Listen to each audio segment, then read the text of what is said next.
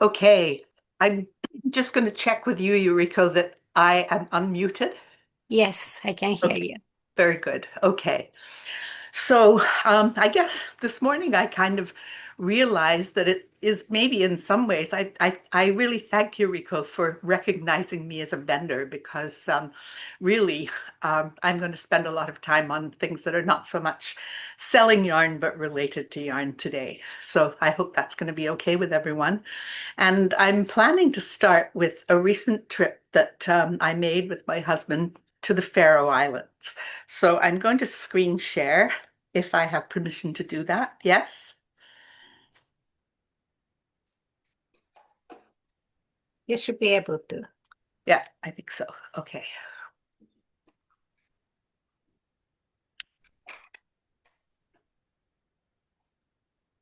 Okay. Are you seeing what I'm seeing? I think so. A Yes. picture? You're seeing my picture that says Faroe Islands? Yes? Yes. Okay, very good. So this is indeed an image of the Faroe Islands, and this is absolutely what they look like. And just to tell you a little bit of kind of about the islands, it's an archipelago which is actually situated in the North Atlantic, kind of midway between Shetland and Iceland. And it's associated with Denmark. It's part of the Kingdom of Denmark, but it is independently governed. Its currency is linked to Denmark, but otherwise it is in fact a it's a country in its own right. Let's put it that way. And it's got nowadays, its main exports are fish, both from the fishing industry and also from a large aquaculture industry, which includes both mainly salmon, but also they're starting kelp farming now. And that's really changed, which I'll tell you about. And just so that you get a little bit more perspective on those islands, it's there's 1,400 square kilometers, and no point on the Faroe Islands is further away from the ocean than 5 kilometers. And it has among the highest sea cliffs in the world, more than 800 meters, which is just amazing. And when you see those, it's really hard to understand the scale that those cliffs actually are. It's not very long. It's 113 kilometers end to end, including all of those islands. There are 18 islands altogether. 16 of them are inhabited. The total population is 54,000 people, which is really not very many. And it is, in fact, it has the distinction of being the wettest country on earth. So it rains 300 out of 365 days on the average. It's not the most millimeters of rain, but it's definitely the most days upon which rain is falling. So you might well ask why anybody would go to those islands. And here's the answer.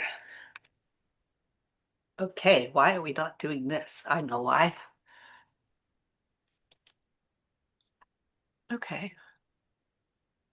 Hmm. Let's try this. Not changing my slides. Oh, there we go. Okay. So this is the reason really why the Faroe Islands are such interest to me. And of course it is the sheep and everything that falls from that particular interest. And it goes back in history for quite a long time. The Faroese say still that wool is the Faroese gold. Maybe given that it's not the main industry anymore, particularly not in the export market, but certainly historically it was. And the Faroe Islands were first, I don't know whether discovered or inhabited may not be the right word, but the people who came there were the Irish monks. And they came there because it seemed like a dismal enough place that hermit monks could go to meditate. And they brought with them sheep, amongst other things. And they have found sheep DNA from back then it's in the actually in the 6th century. So it was really a long time ago that that happened. So they know that the monks were there. But monks are celibate and they did not do well there and they either died or they left. But the sheep are not celibate and they stayed and they they flourished for a long time until the Vikings finally went there in about 3 centuries later, and they found those sheep, and they felt that they, I think, had really found paradise, and they named those islands. And Faroe actually is pronounced in their language as Furiai, and Furiai is the word for sheep island. So it was named in the beginning from that. And so, and then after that, after the Vikings came and named it and were there for a long time, it became inhabited and continues to be really by the people, Norse people. And that has been the case really since the 8th or 9th centuries. So that was kind of the beginning of time. But fast forward to a little bit closer to now, during the Napoleonic Wars, which were in the 1800s, wool was a really important commodity.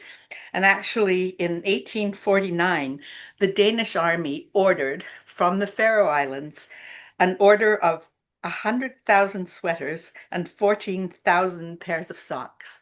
And these had to be produced by the current population of the Faroe Islands, which was at the time about 8,000. So I did the math, and it works out to like each person on the islands would have had to produce a dozen sweaters and a pair of socks to be able to meet the standards that the Danish army placed upon them to complete that order. And then later on, towards the end of the 19th century, Norway decreed that all of the infantry were obliged to wear Faroese sweaters under their uniforms. So the Faroese have had a long history of using the wool from their sheep, and were very dependent upon it over time. So that's kind of the background. And then as we move forward, so here we have the yarn, and I'm starting there rather than with the sheep.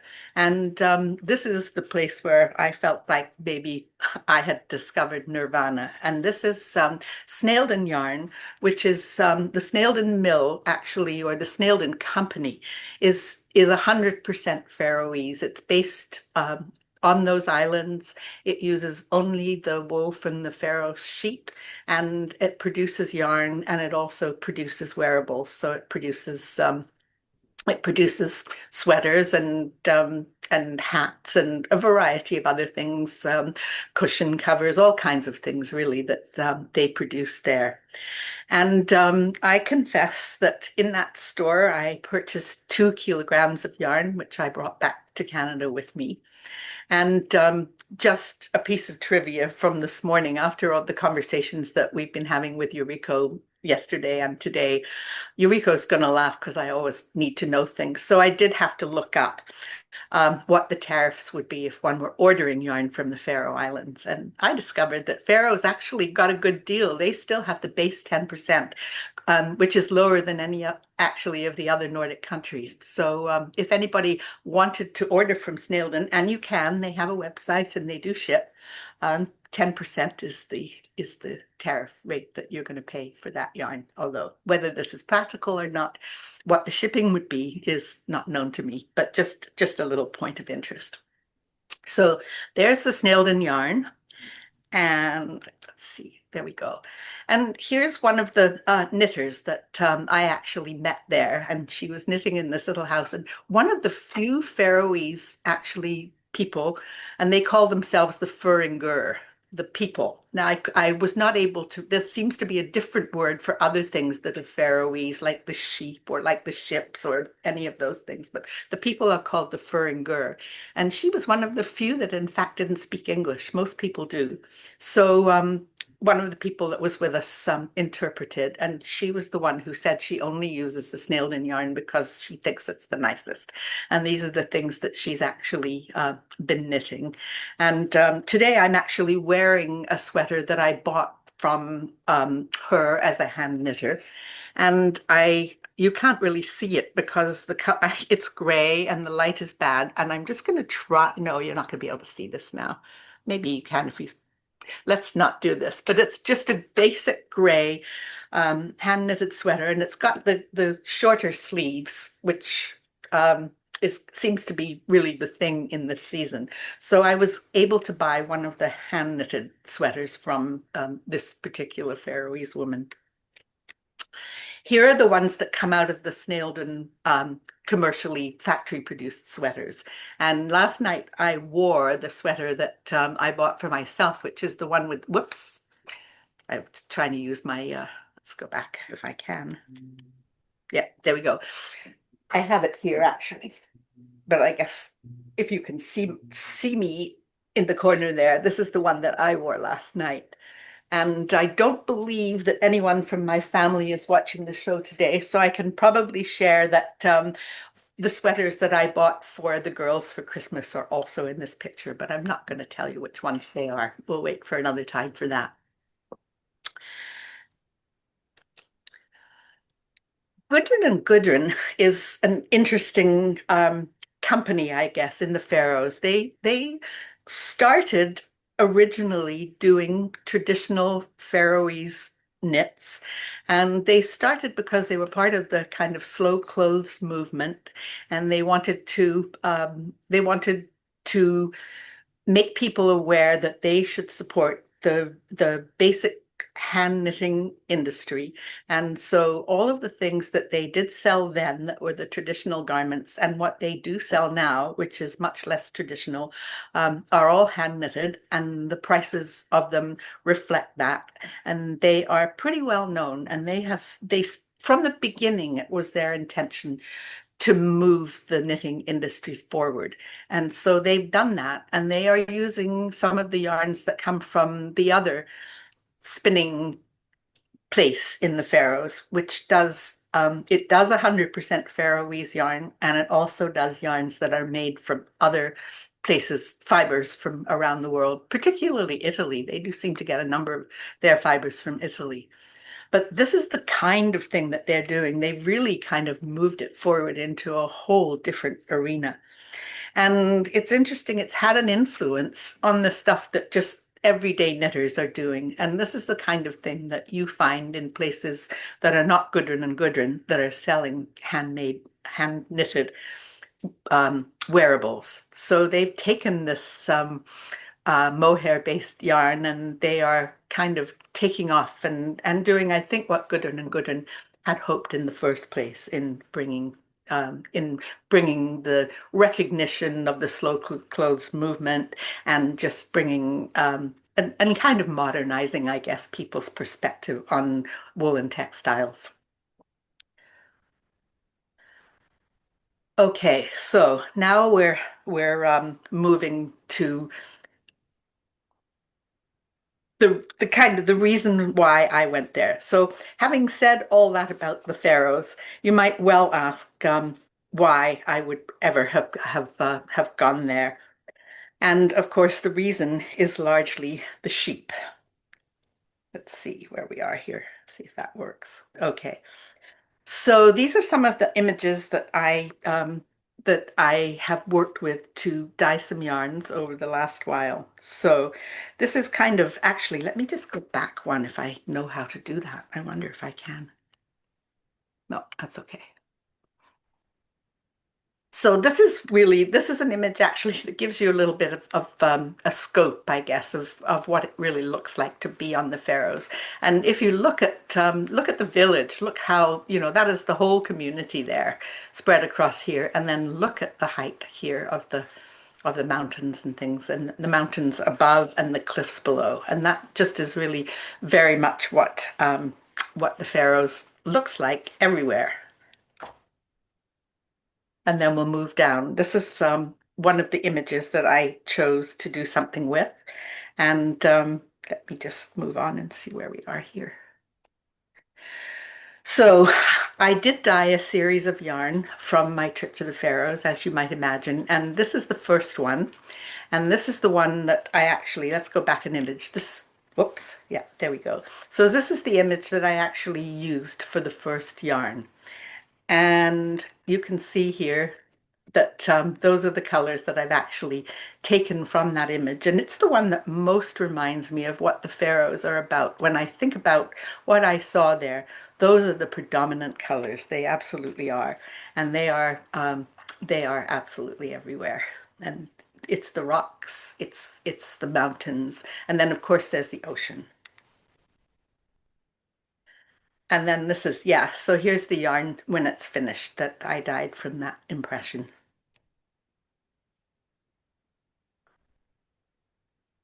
Now here's a segue into the next yarn that I'm going to talk about. And this one actually is really interesting because if you can see here, um, if you can see here, this is a zip line.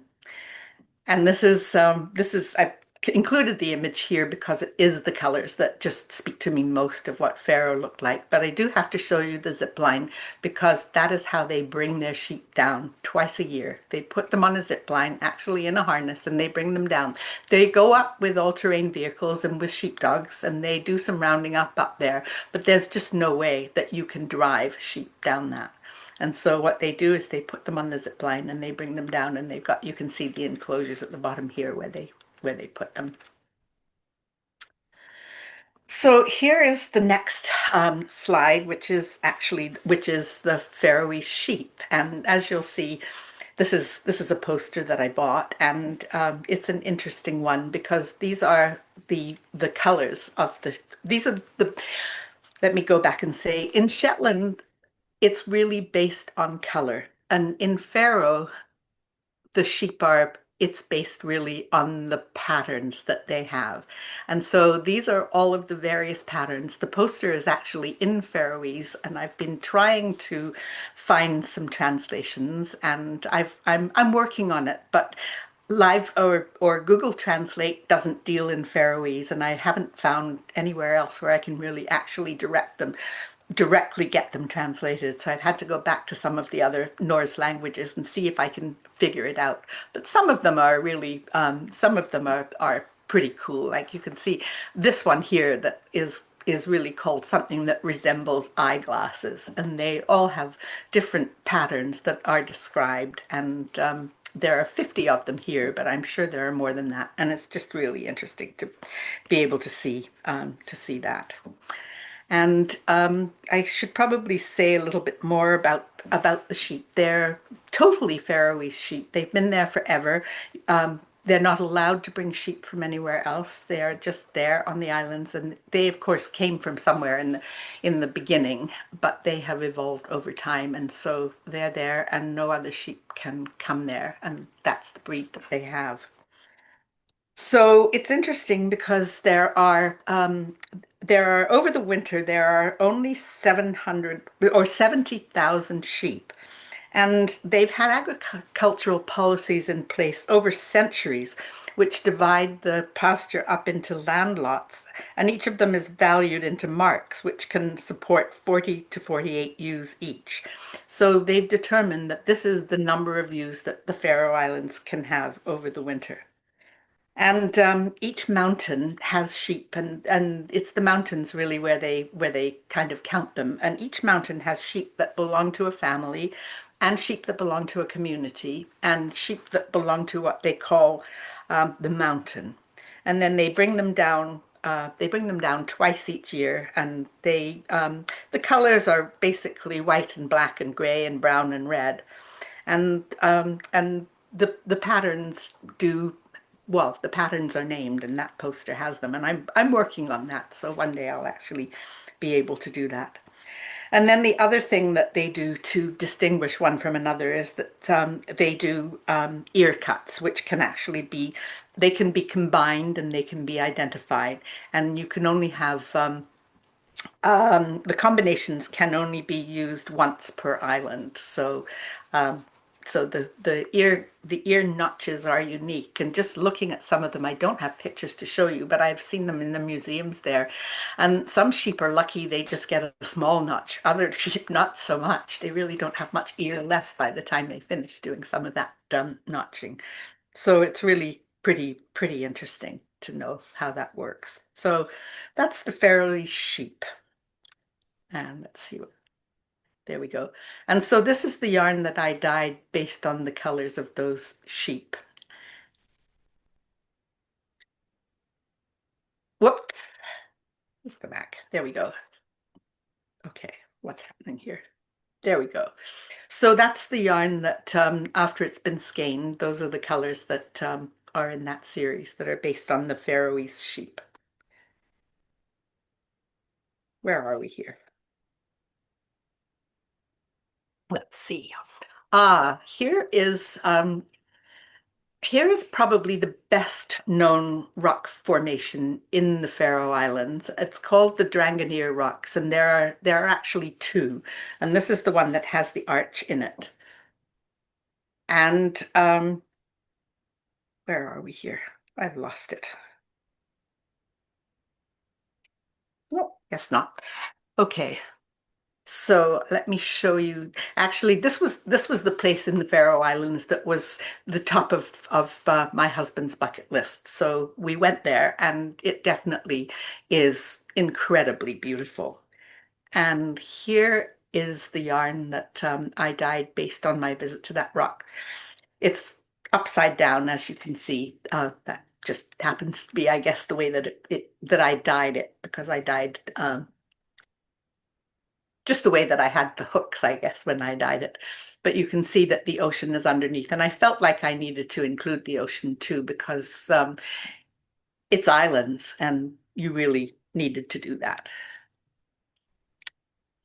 And here is the yarn, the finished skeins based on that arch. And it's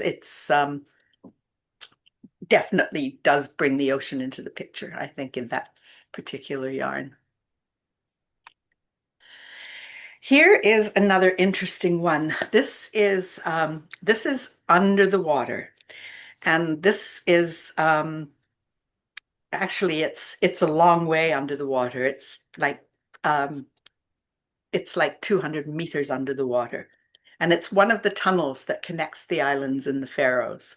And this is an artistic, this is an island underwater in the tunnel, which actually connects. There are two roads that go off to one island and one that goes off to another. So there's actually three directional island that connects two of the Faroe Islands.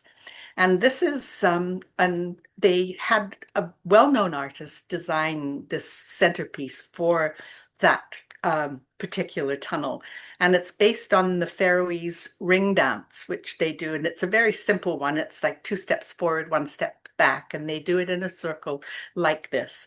And then they have used basically the colors of the Northern Lights in that circle. But I chose to work just because it's a better aesthetic, I think, to have all just the 2 colors rather than all of the colors. But amazing to discover. These tunnels are relatively new that have connected the islands, and they use the Norwegian technology to do it. And they now have tunnels that connect really a lot of the islands, but this is the one that's kind of the best known one. And again, we went there because it was also on John's bucket list for the Faroes, my husband. And I closed my eyes till we got there because I'm claustrophobic and I don't do this kind of thing well, but I peeked out when we got to the center so that I could get the image. And here is the yarn that I dyed from that particular tunnel. Whoops. Okay. I don't know why my thing is skipping around like that. And there it is skeined up, and it's the one that's based on the Faroese roundabout. And then there are, this is a very typical scene, but this is the basis for the last color that I did. These are the traditional homes. They have grass roofs like that, and you see them a lot on the Faroe Islands. Some places more than others. This is actually the Faroese. These are the Faroese Parliament buildings, and this is moving into more modern times. Originally, the houses were all tarred to make them waterproof and windproof, but in more recent years, they've come to bring more color into the picture. And this is really the traditional, I guess, Faroese color. And it reminds me a lot of the Fallon red that the Swedes use. It seems to be a color that's used a lot in the north. And the Parliament buildings even are largely with the grass roofs. And then here's a village which really went with the traditional colors totally.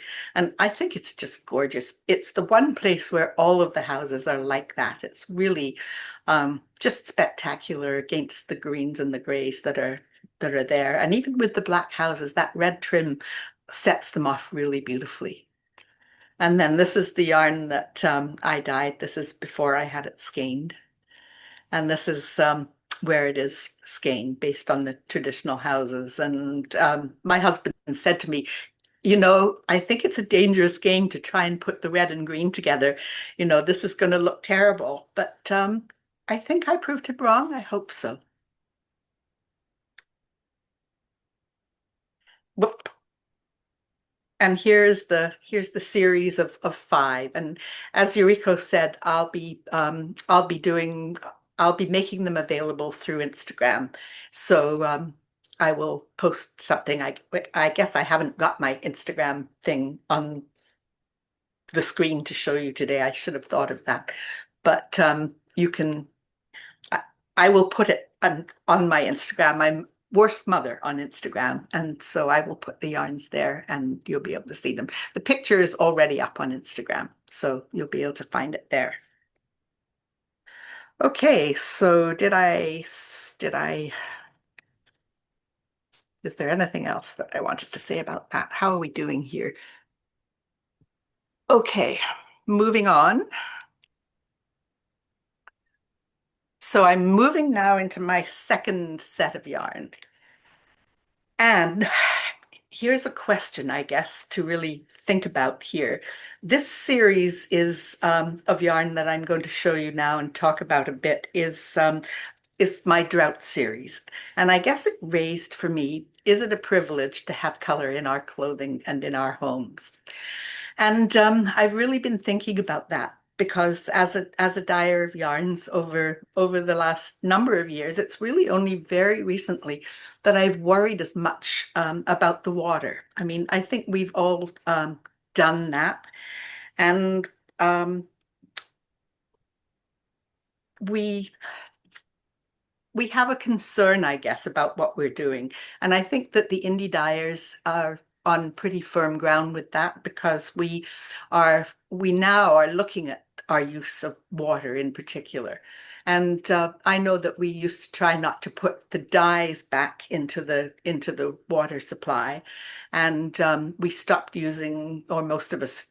It's rare now that people will use mordants like chrome in their dyes, but we do tend to we're still using some of the chemical dyes. And I think the indie dyers are working really hard to exhaust them completely so that now all that we're putting back into the environment is the water itself and perhaps something like vinegar or citric acid that we're using in the dye process. And I think that makes what we're doing a lot more responsible than much of the commercial dyeing. And if you actually look at some of the really horrific statistics, the color is one of the worst polluters. It's about it that's being put into the environment, the dyes that people are using, the dye industry is using. And so I think as indie dyers, we have an opportunity to really to be responsible and to make that much more acceptable than some of the commercially dyed processes that are happening.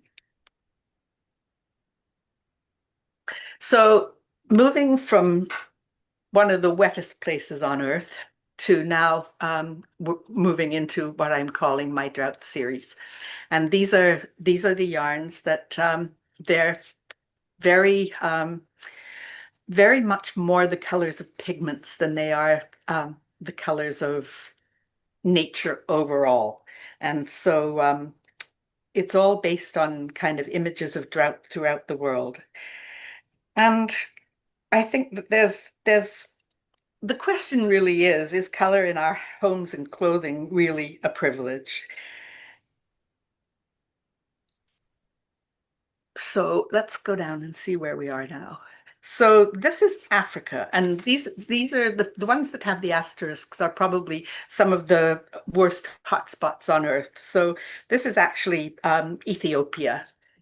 It's probably the single worst victim of drought on the planet at this time. And so the issues that are facing Africa are acute hunger and also an energy crisis because the rivers and streams that have powered their electricity for a long time are no longer available to them. And so Africa, I think, is probably most struck by drought of all of the countries on Earth. And so this is the yarn that is based on that particular situation. And then here's an image from Turkey, and the Mediterranean is also on the list of things that are being worst affected by drought worldwide. And Turkey is something that you don't often think of. You think of Turkey for many reasons, but the problem that Turkey is largely experiencing because of drought is sinkholes of an order of magnitude that we don't usually think of. And then other Mediterranean countries are also really suffering the effects of drought. Morocco is one.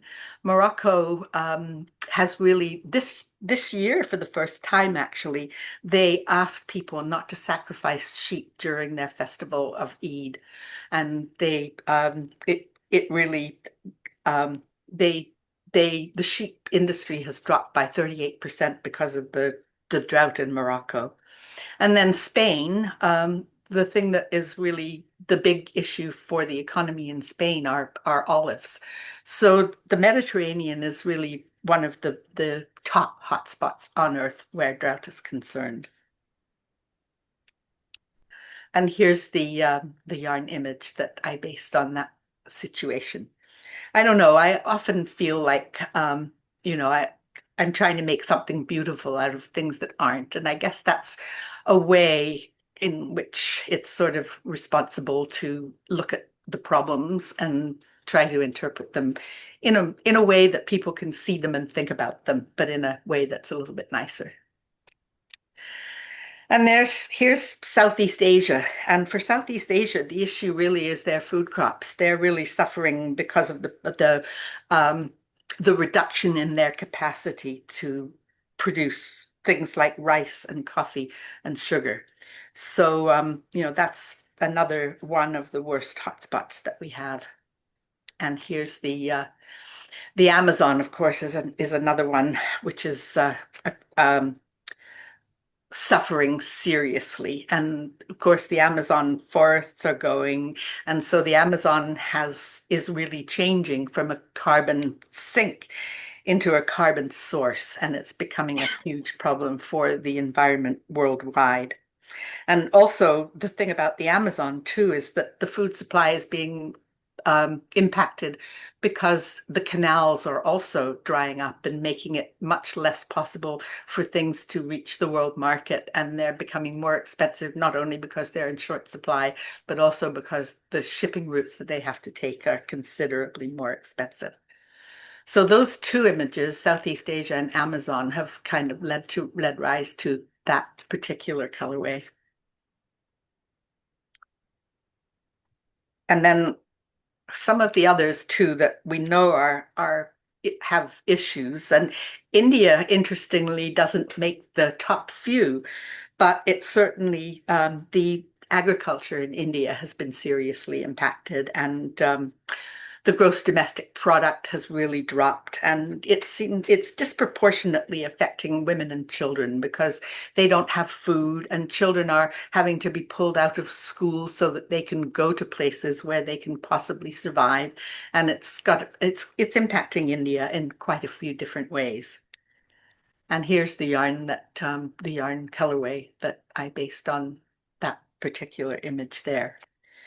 And then, of course, closer to home, Alberta is one that we don't always think about, but they've had quite a serious time, serious difficulties with drought as well, and they definitely have their crop production is down. They don't have as much pasture land, and so they've had to reduce the size of their herds of the various animals that they raise. And here's the yarn colorway that I developed based on that particular situation. And then finally, the US Midwest is another one. And I guess the impacts there are on crops like soybeans and corn, as well as their livestock. So it's really been quite a serious situation in that area of the world as well. So really, I think the drought is it's affecting more people than any other natural disaster. In fact, 40% of the world's population is impacted, and food security exists everywhere. And then just access to clean water means that there is a high incidence of disease. They're saying that there'll be probably 700 million people who are going to be displaced by in the next 5 years because the water situation is becoming so dire for so many. And then there's a lot of conflict in the world just around competition for resources. And then people are committing suicide because of the economic impact. And also the hydro energy supply is being impacted by all of this. And so, we really have a lot to think about in terms of the water shortage worldwide. And we're only really just, I think, ourselves in the place where we are fortunate to live, starting to see the impacts of it. So, that's kind of the story, I guess, behind that series. And again, I mean, the images are lovely, but the situation is dire. And there's the final yarn that's based on that last image. Whoop. Bring back this. Where do we go here? See if I can find that one again.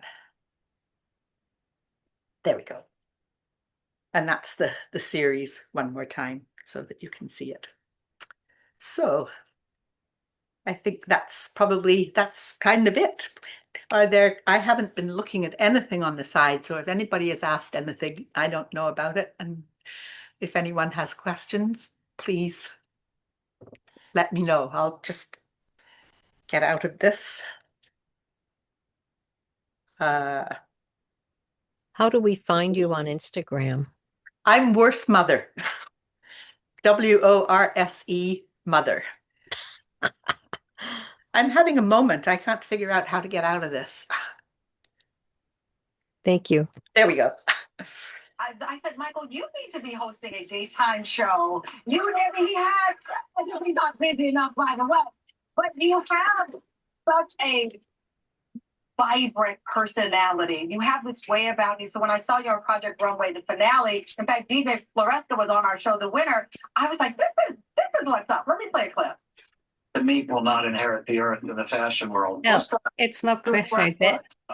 That takes to say, you know what? I'm doing all 5 of my looks, thinking I'm going there. That's what. I don't think that was question, was it? I think it was more of a comment, but I was sitting there. I missed the first part of it because I thought this can't be about me. So Yeah, it sounded like she's talking with somebody else. I know, I really Yeah. felt, yeah. So, yeah. Ah, that was good. It's just like amazing those droughts Yeah. because in Yeah. Far East they have too much rain. Yes. And we somehow equalize. Yeah, it's really challenging because I mean it's changing because for us, I guess locally, the rain is concentrated now into one season instead of being spread out the way that it was before. And it's funny because I had worked on this series like over the last year and before I ever went to the Faroe Islands. And then to find myself working on this kind of world problem, and then to find myself in the wettest place on earth. And having and looking at that. And I must say, I loved it there. I was just so impressed, and just the self-sufficiency there, and the way people are looking at how they're moving forward. And with 54,000 people, they really have a voice in their government, and they paid for that amazing undersea tunnel themselves. And it's and out of they're taxed at 50%, and they're just so proud of it because of all of the things they've got education from the beginning right through university. It's just an amazing place. And so I, felt really privileged to go there. They have, it's a really small population. They're, of course, over touristed, and they actually do close it for a little while every year. And then they select some volunteers who can go and do some work to kind of get the place ready again and everything. But they are worried. And the gatekeeper is really the number of vehicles that they have. There are actually, for 54,000 people, there are 45,000 vehicles. So a lot of tourists are using tourists to get around, or vehicles to get around. We didn't. We used public transit, and it was wonderful. Thank you. That was really good. It's lots to think about. See, I see in the comments. So could you stand up and let us see your sweater? Oh yeah, if you can. It's kind of it's got the shorter sleeves here, and then this is the one. This is the actual hand knitted from one of the knitters. So there we go.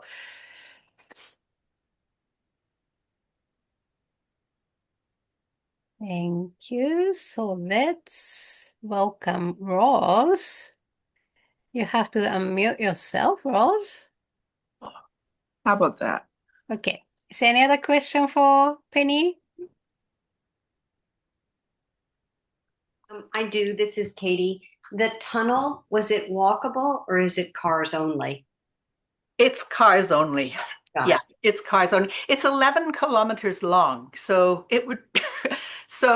And in fact, in the tunnels, in a number of them, not so much that one, but there are places where they're only one vehicle wide. So they're not places for pedestrians. It would be quite. Okay. I was wondering bikeable, Yeah. walkable. Okay. Thinking about too many cars. So, okay, thanks. Yeah. Okay, let's move on to Roz. Okay. Welcome, Roz. I'm Roz Winters, and I am one of the members of the Fibre Art Studio, and Penny and Eureka and I have been friends. We were figuring it out for like approaching 2 decades. So, I can only be 25 so many times, so I'm 25 times 2 plus a few more years. With that said, you have met my squirrel side. Anyway, I wanted to talk to you about hats. Should I give them a little bit of history of who I am? Yeah. Yes. Yes, Okay. please. All right. Just so you know who you're dealing with. I'm a retired nurse, okay? And back when I was in nursing, I used to work in the open heart surgery unit. And to give you an idea of who we were, the intensive care nurses, open heart surgery, we kind of brushed our hair at night shift, and sometimes our scrub tops matched the scrub bottoms, and most of the time our socks matched. We hired squirrels to do our hair, and most of the time we came in with some makeup on. Across the hall from us was coronary care. They listened to ethereal music. They all went to the same hairdresser. They all wore pastels. They had perfect nails, and they listened to ethereal music. Have I painted a picture? Anyway, when they were short-staffed, we would float over and support them. So it was my night to go over to coronary care. So I'm thinking, I don't want to have to talk to my manager or director in the morning about this. I need to be well behaved, present myself well, and say good things and listen to ethereal music. So I went over, got report, went into the doorway of my patient's room, And she was on a ventilator. She couldn't breathe on her own. She had bad asthma. But she was awake and breathing okay with the machine. And her husband was sitting in a chair next to her. I really wanted to make a good impression. So I stand in the doorway in a professional stance, and I proceed to say to them, "Good evening. I'm Roz. I'm your worst nightmare." What I meant to say was, "Good evening. I'm Roz. I'm your wife's nurse tonight." They both got laughing so hard, she's bucking on the ventilation and he's sliding out of the chair. And I spent 12 hours trying to redeem myself. So that's who you're dealing with. Anyway, at the studio, I do hand-dyed yarn and I also knit, but I'm a freeform knitter. And as you've heard repeatedly, pattern, what's a pattern? It's a good point of departure. It gives me an idea of how many stitches to cast on. Not necessarily what type of yarn to use or what weight of yarn to use, because that's my own. And when I dye yarn, it's as the spirit strikes me. So sometimes there's 2 skeins, sometimes there's 3, and sometimes there's 4. And Eureka and Penny have repeatedly suggested to me in a very kind way that when I dye a set and a color, I should at least do 4. And I even have a friend of mine who's offered to come and follow around and write down what I put in for colors. But with that said, one of the big things that I knit for the studio is hats. And as fun as it is, there is no pattern. It's just as it occurred. So my friend who has offered to come up and write down how I dye stuff, is a precision person. She likes to knit precision things. She writes patterns. So after my episode at Knit City, where people approached me and said, "Is there a pattern for that?" I decided I needed to take patterns a little more seriously. So my friend and Amanda, who owns 6 Maine Coon cats, said, "I'll write down the pattern for you." And what she does is she'll take my sample. I give her the yarn to knit one in duplicate of it, and she writes down as she goes and recreates the pattern. So with that, she had shared with me a pattern that she had created. Now this photograph going to come up from Eureka is not for the faint of heart, okay? If you own pets, you will understand this photo.